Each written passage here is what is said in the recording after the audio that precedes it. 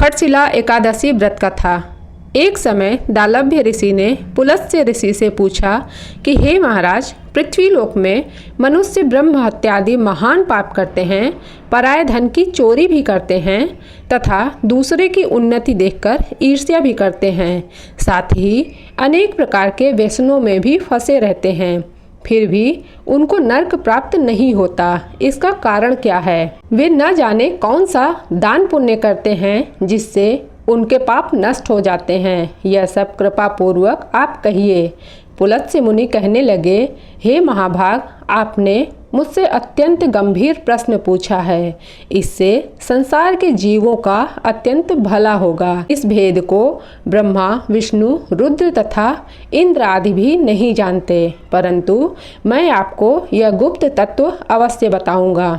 उन्होंने कहा कि माघ मास लगते ही मनुष्य को स्नान आदि करके शुद्ध रहना चाहिए। इंद्रियों को वश में कर काम, क्रोध, लोभ, मोह, अहंकार, ईर्ष्या तथा द्वेष आदि का त्याग कर भगवान का स्मरण करना चाहिए।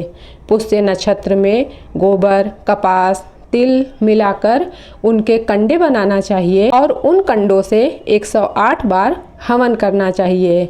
उस दिन मूल नक्षत्र हो और एकादशी तिथि हो तो अच्छे पुण्य देने वाले नियमों को ग्रहण करना चाहिए। स्नान आदि नित्य क्रिया से निवृत्त होकर श्री हरि भगवान विष्णु का पूजन करना चाहिए। एकादशी का व्रत भी धारण करना चाहिए और रात्रि को जागरण करना चाहिए। उसके दूसरे दिन धूप, दीप, नैवेद्य आदि से भगवान का पूजन करके खिचड़ी का भोग लगाना चाहिए। तत्पश्चात पेठा, नारियल, सीताफल तथा सुपारी का अर्घ्य देकर स्तुति करनी चाहिए कि हे भगवान, आप दीनों को शरण देने वाले हैं, इस संसार सागर में फंसे हुओं का उद्धार करने वाले हैं। हे पुंडरीकाक्ष, हे विश्वभावन, हे सुब्रह्मण्य, हे पूर्वज, हे जगतपते, आप लक्ष्मी जी सहित इस तुच्छ अर्घ्य को ग्रहण करें। इसके पश्चात जल से भरा कुंभ यानी घड़ा ब्राह्मण को दान करना चाहिए तथा ब्राह्मणों को श्यामा गौ और तिल का पात्र देना भी उत्तम होता है। तिल स्नान और भोजन आदि दोनों ही श्रेष्ठ माना गया है। इस प्रकार जो मनुष्य जितने तिलों का दान करता है उतने ही 1000 वर्ष स्वर्ग में वास करता है। पहला तिल स्नान, दूसरा तिल का उबटन, तीसरा तिल का हवन, चौथा तिल का तर्पण, पांचवा तिल का भोजन और छठा तिलों का दान। ये तिल के 6 प्रकार के दान हैं जो बहुत ही उपयोगी माने गए हैं, कारण यह खटशिला एकादशी कहलाती है। इस व्रत के करने से अनेक प्रकार के पाप नष्ट हो जाते हैं। इतना कहकर पुलत्स्य ऋषि कहने लगे कि अब मैं तुमसे इस एकादशी की कथा कहता हूँ। एक समय नारद जी ने भगवान श्री हरि विष्णु से यही प्रश्न किया था और भगवान ने जो खटशिला एकादशी का महात्म्य नारद जी से कहा सो मैं तुमसे कहता हूँ। भगवान ने नारद जी से कहा कि हे नारद, मैं तुमसे सत्य घटना कहता हूँ, ध्यान पूर्वक सुनो।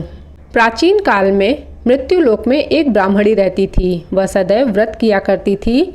एक समय वह 1 मास तक व्रत करती रही। इससे उसका शरीर अत्यंत दुर्बल हो गया।